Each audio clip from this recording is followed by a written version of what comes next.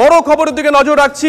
5 বছরের জন্য টিএমসিপি নেতা অভিরূপ চক্রবর্তীকে সেন্সর করলো কলকাতা বিশ্ববিদ্যালয়। উপাচার্য শান্তা দত্তের বিরুদ্ধে কুরুচিকর মন্তব্যের অভিযোগ। এই মুহূর্তে যে খবরের দিকে নজর রাখছি, 5 বছরের জন্য টিএমসিপি নেতা অভিরূপ চক্রবর্তীকে সেন্সর করলো কলকাতা বিশ্ববিদ্যালয়। উপাচার্য শান্তা দত্তের বিরুদ্ধে কুরুচিকর মন্তব্যের অভিযোগ।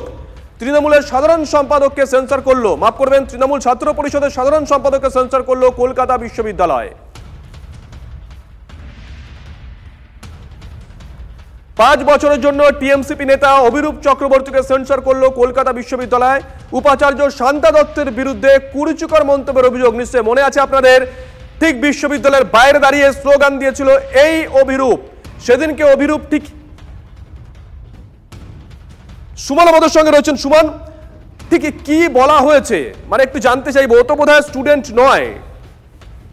দেখো, এই অভিরূপ চক্রবর্তী এক্স স্টুডেন্ট এবং কলকাতা বিশ্ববিদ্যালয়ের পিএইচডির আবেদনকারী। তার এখনো পিএইচডি সে কিন্তু সুযোগ পায়নি, মানে সেই পিএইচডি প্রক্রিয়া শুরু হয়। সেই জায়গায় দাঁড়িয়ে কলকাতা বিশ্ববিদ্যালয় তাকে সেন্সর করলো। এর অর্থ হচ্ছে কলকাতা বিশ্ববিদ্যালয়ের সামগ্রিক কার্যকলাপ থেকে তাকে বিরত থাকতে হবে।